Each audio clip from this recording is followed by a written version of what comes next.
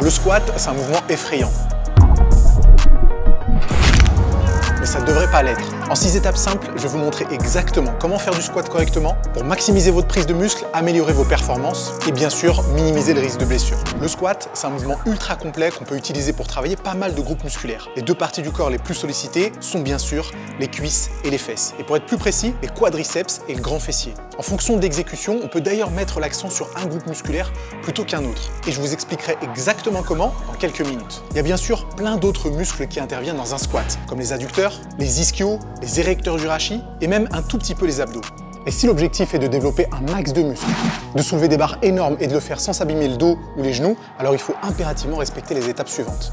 Et on va commencer par la flexion de hanche et la flexion de genou. Squat, en anglais, ça veut dire s'accroupir. Et c'est l'un des mouvements les plus naturels qui existent pour un être humain. Après tout, on s'accroupit depuis notre enfance, mais c'est malheureusement quelque chose qu'on perd petit à petit au fil des années. Le squat, c'est ce qu'on appelle un mouvement polyarticulaire, puisque plusieurs articulations sont mises en jeu pour faire bouger notre squelette. On a bien sûr les hanches, mais aussi les genoux, et dans une certaine mesure les chevilles. L'idée sera donc de faire une flexion simultanée de toutes ces articulations pour s'accroupir, puis une extension simultanée pour se redresser. Dit comme ça a l'air simple. Et après tout, lorsqu'on essaie de s'accroupir sans charge additionnelle, c'est pas quelque chose de très compliqué à maîtriser. Mais le but, c'est quand même de rajouter du poids, avec une barre sur le dos ou des haltères dans les mains. Et pour ça, le mouvement doit être maîtrisé à la perfection. Le souci avec le squat, c'est qu'il peut être difficile de faire une flexion simultanée des hanches et des genoux. Quand on demande à un débutant ou à une débutante de faire un squat, on est souvent confronté à des flexions de hanches trop importantes, ce qui peut limiter l'amplitude et encourager à arrondir le dos. Et on ne veut pas arrondir le dos, sinon c'est la blessure. C'est pas rare de voir aussi des flexions de genoux trop importantes, ce qui mène souvent à des talons qui décollent, une perte de stabilité, et là aussi, c'est la blessure. Vous avez compris que le squat, faut pas le prendre à la légère. La bonne nouvelle, c'est qu'avec des conseils simples, on va pouvoir intégrer les bonnes habitudes pour l'exécuter parfaitement et en toute sécurité. L'une des étapes les plus importantes est de savoir maîtriser la trajectoire du mouvement.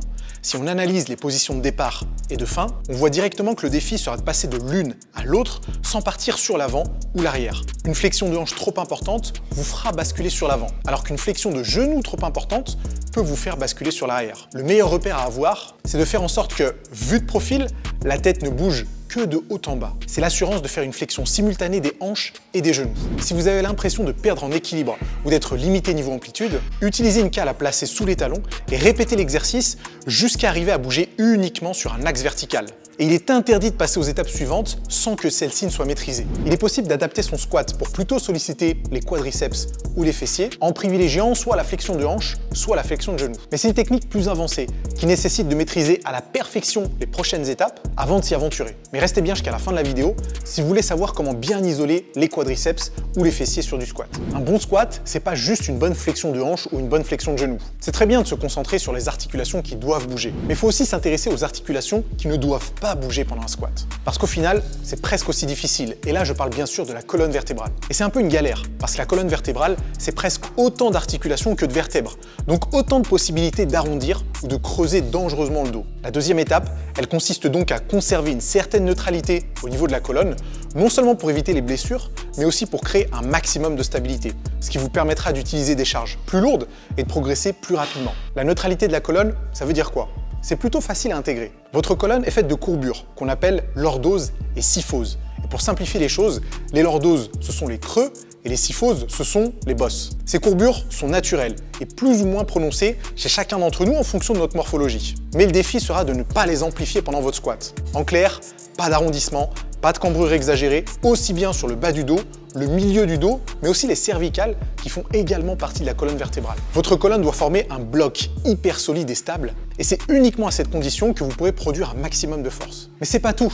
Ah ouais, sinon ça serait trop simple. Il faut impérativement qu'on parle du bassin, qui est de toute façon lié à la colonne vertébrale. Et son orientation joue un rôle déterminant dans la qualité d'exécution de votre squat. Vous voyez, le bassin peut faire des rotations vers l'avant ou vers l'arrière. D'ailleurs, vous avez déjà sûrement entendu les termes antéversion du bassin et rétroversion du bassin. Et comme vous suivez attentivement toutes mes vidéos, vous savez qu'une rotation vers l'avant, c'est une antéversion, et une rotation vers l'arrière, c'est une rétroversion. Une antéversion va exagérer la lordose lombaire, alors qu'une rétroversion va en quelque sorte la gommer. Dans les deux cas, c'est pas une très bonne nouvelle, parce que si vous faites ça avec une charge lourde sur le dos, ça peut mettre beaucoup de pression sur vos disques intervertébraux et se terminer en hernie discale. Mais est-ce que c'est vraiment si important que ça de ne jamais bouger le bassin?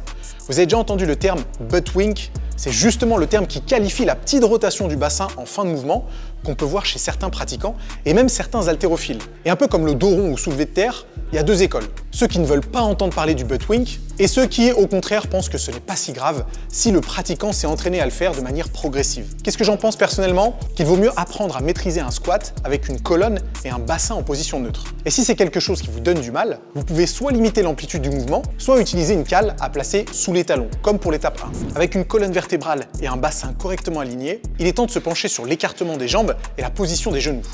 C'est très intéressant tout ça, mais on ne sait toujours pas comment placer ses pieds au squat.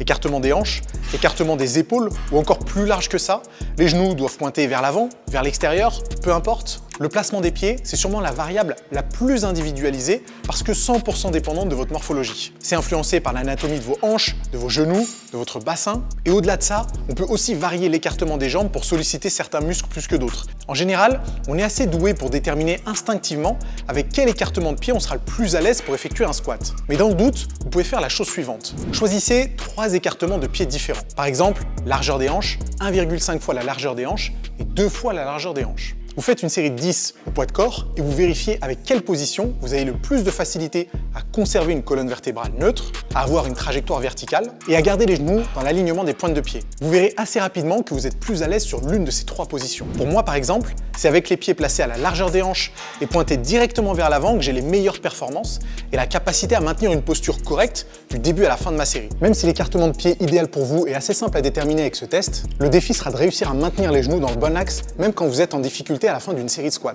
Qu'est-ce que ça veut dire les genoux dans le bon axe? Eh bien dans l'idéal, les genoux doivent rester dans le même alignement que les pointes de pied du début à la fin de la série. C'est plus facile à dire qu'à faire, parce qu'au fur et à mesure que la fatigue s'installe, on a toujours tendance à dégrader un peu la technique et ça commence souvent par les genoux qui partent vers l'intérieur. Pour éviter que ça arrive, ma meilleure recommandation c'est d'utiliser des tempos plutôt lents lorsque vous êtes en phase d'apprentissage. Ne vous précipitez pas, ni sur la descente, ni sur la montée, pour éviter de compenser avec les genoux qui se baladent de gauche à droite. Ceci dit, avec l'expérience, des genoux qui bougent très légèrement pendant une série de squats, c'est pas forcément considéré comme une erreur ou synonyme de blessure. Mais on parle ici de tout petits mouvements, réalisés par des pratiquants avec l'expérience nécessaire pour connaître leur corps à la perfection. En clair, si vous n'êtes pas un pro du squat, les genoux, ça bouge pas. La 4e étape, elle consiste à déterminer le placement idéal de la barre sur le dos. C'est mine de rien un facteur assez déterminant pour l'efficacité de votre mouvement. Pour avoir des cuisses et des fesses énormes en faisant du squat, il va falloir mettre un peu de poids sur le dos. Et pour éviter de se faire mal, mais aussi pour modifier un peu les muscles sollicités sur votre squat, la position de la barre est hyper importante. Déjà, il faut bien comprendre que placer la barre sur le dos ne doit pas être douloureux. Si ça fait mal aux vertèbres cervicales ou aux omoplates, c'est qu'il y a un problème. Après, évidemment, si un jour vous avez des barres à 200 kg, ça laissera sûrement des traces, mais ça, on n'y peut rien. Donc, on la place sous cette barre. Ben, il y a 2 possibilités. Celle de faire ce qu'on appelle du high bar, donc littéralement barre haute en français, ou bien, vous l'aurez deviné, du low bar.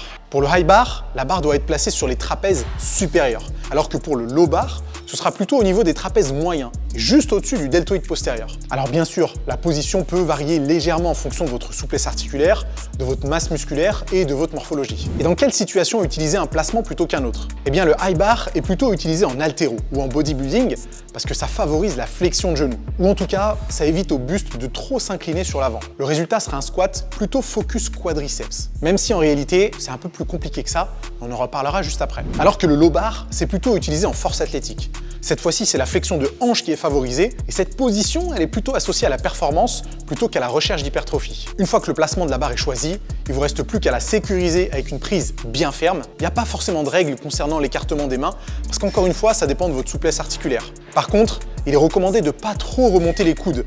C'est la meilleure façon de trop s'incliner vers l'avant et même arrondir la colonne. Et là, c'est blessure directe. Il faut faire attention parce qu'en général, on ne se rend pas forcément compte des coudes qui remontent au fur et à mesure d'une série. C'est quelque chose qui arrive souvent à la fin d'une série, lorsque la fatigue est installée et que la concentration est déjà moins bonne. Le top, c'est encore d'essayer de se filmer pour voir si vraiment vos coudes bougent pendant vos séries. Et si c'est le cas, faites en sorte de gommer cette mauvaise habitude.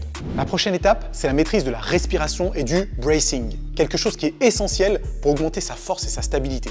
Si vous êtes débutant et en plein apprentissage technique, on va inspirer sur la descente et expirer sur la montée. Attention, on ne cherche pas à hyperventiler. Donc en réalité, vous n'êtes même pas obligé d'inspirer et d'expirer à chaque répétition. Il est tout à fait possible de faire 1 ou 2 reps en apnée, c'est pas grave du tout. Et plus vous serez à l'aise avec l'exécution, plus votre respiration prendra un rythme naturel avec lequel vous êtes parfaitement à l'aise. Bon, par contre, quand vous commencez à progresser et que vous commencez à utiliser des charges plus lourdes, là la respiration va être bien plus importante. Et pour les sports de force, Comme la force athlétique, la respiration c'est pas juste important, c'est carrément une question de vie ou de mort. Bon, on pourrait croire que j'abuse, mais en fait pas tant que ça. Quand vous aurez des charges lourdes sur le dos, l'idée sera de créer un max de pression intra-abdominale.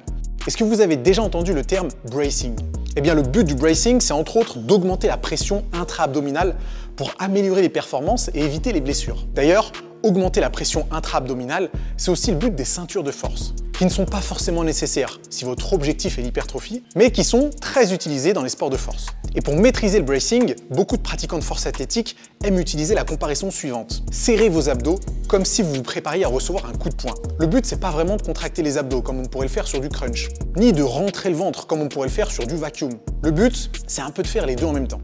Le bracing, est-ce que c'est indispensable? Non. Personnellement, je me suis toujours entraîné dans un but d'hypertrophie. Donc parfois en effectuant des séries longues sur du squat. Et le bracing, c'est bien sur les séries courtes, voire les séries très courtes. Pour l'hypertrophie, c'est pas nécessaire. Et dans ces cas-là, il vaut mieux respirer comme je le fais, c'est-à-dire toutes les 2 ou 3 répétitions. De toute façon, avec l'expérience, ça devient très instinctif et vous n'aurez plus à y penser. Et le squat, on le fait pour les quadriceps ou les fessiers? Excellente question. Comme pour beaucoup d'autres mouvements polyarticulaires, on peut exécuter le squat d'une façon bien spécifique en fonction du groupe musculaire sur lequel on a envie de mettre l'accent. Rappelez-vous que le squat met en action plusieurs articulations, en l'occurrence les hanches et les genoux. Les quadriceps permettent de faire une extension de genou, alors que les fessiers permettent de faire une extension de la hanche. Du coup, vous imaginez bien que pour développer les quadriceps, il faudra plutôt se focaliser sur l'articulation des genoux. Alors que pour les fesses, c'est sur les hanches qu'il faudra prêter attention. Pour vous expliquer très simplement comment solliciter un muscle plutôt qu'un autre, on va dessiner une droite imaginaire qui passe par le centre de la barre et le centre du pied. Cette droite, c'est la ligne de force. Plus une articulation s'éloignera de cette ligne de force, plus elle subira de contraintes. Et plus l'articulation s'éloignera de cette droite, plus les muscles responsables du mouvement de cette articulation seront mis en tension. Traduction, plus les genoux s'éloignent de cette ligne, plus les quadriceps vont travailler. A l'inverse, plus les hanches s'éloignent de cette ligne et plus les fessiers seront sollicités. Et vous remarquerez d'ailleurs qu'à partir d'une certaine amplitude, non seulement les articulations ne s'éloignent plus de la ligne de force, mais elles peuvent même s'en rapprocher. Donc si votre objectif est l'hypertrophie, le squat cul par terre, c'est pas toujours une très bonne idée. Le top, c'est de vous filmer de profil et de vérifier à partir de quel moment les hanches et les fesses sont les plus éloignées de la ligne de force. Ce sera alors votre amplitude max. Ce que j'aime particulièrement pour améliorer encore la sollicitation des quadriceps, c'est placer mes talons sur une cale. C'est une petite astuce qui évite d'être limité par la souplesse des chevilles et qui permet d'avoir une super flexion de genou. Et au contraire pour les fessiers, vaut mieux garder les pieds à plat. Et c'est pas une idée de faire du low bar, même si votre objectif n'est pas la performance. Essayez les deux variantes pour voir à quel point vous arrivez à sentir les muscles que vous cherchez à solliciter. Est-ce que ça vaut le coup de faire du front squat pour mieux travailler les quadriceps? C'est une variante qui avait pas mal de succès pendant des années, mais aujourd'hui, très peu de personnes font encore du front squat dans un but d'hypertrophie. Pourtant, effectivement, le front squat peut permettre au buste d'être plus redressé et donc de favoriser la flexion de genou. Mais c'est pas automatique. Si votre objectif est uniquement l'hypertrophie, le squat classique avec cale sous les pieds, c'est sûrement une meilleure alternative au front squat, qui peut être douloureux sur les articulations et où la stabilité pose souvent problème. En plus de votre exécution, il y a bien sûr votre morphologie, qui va rentrer en jeu dans la sollicitation de tel ou tel groupe musculaire. Et ça tombe bien, parce que j'ai fait une vidéo complète sur le sujet, que vous retrouvez quelque part sur l'écran. Cliquez dessus pour avoir plus d'infos et réellement adapter votre squat en fonction de votre morphologie. En attendant, j'espère que tous ces conseils vous aideront à maîtriser parfaitement votre squat. N'hésitez pas à me dire ce que vous en pensez dans les commentaires, et nous on se retrouve très vite pour d'autres conseils. A plus.